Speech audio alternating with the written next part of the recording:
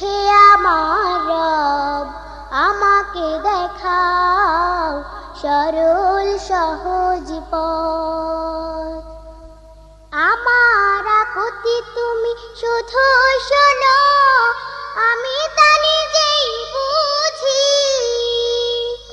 তাই তো দুঃখে ব্যথা বেদনায় তোমার আশ্রয় খুঁজি।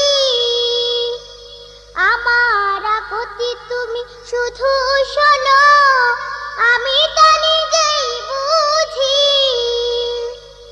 তাই তো দুঃখে ব্যথা বেদনায় তোমার আশ্রয় খুঁজি।